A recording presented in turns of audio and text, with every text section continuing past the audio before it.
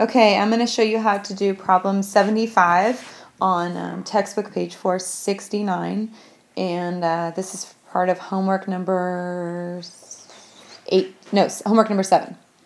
Okay, so problem 75.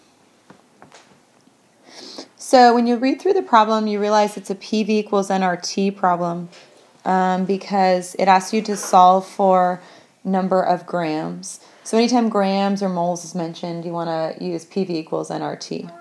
So here's our formula.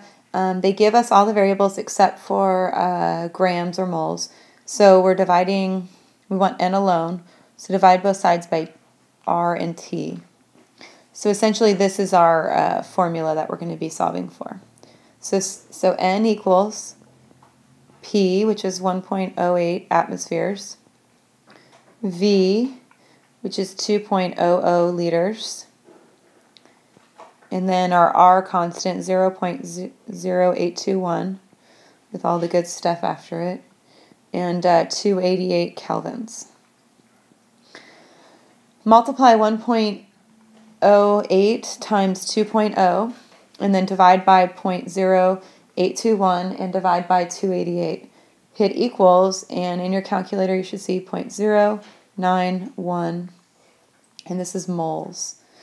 Let's see, I don't have the book right in front of me, but I believe this was moles of ethene, which is C2H6. So now our last step is we need to go moles to grams. We need to do this because the problem said we want it in grams. So we're going to take our 0.0921 moles, which we just found, of C2H6, and 1 mole of that has a molar mass of 30.08.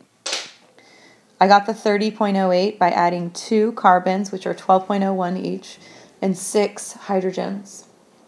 And then you just multiply that, and we get our final answer for this problem, which is 2.74 grams of C2H6. Now, if this problem was confusing, go through it one more time. This would be a great question to know how to do for your quiz tomorrow.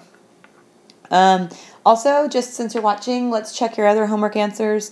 For problem 59, you should have gotten 1.17 atmospheres.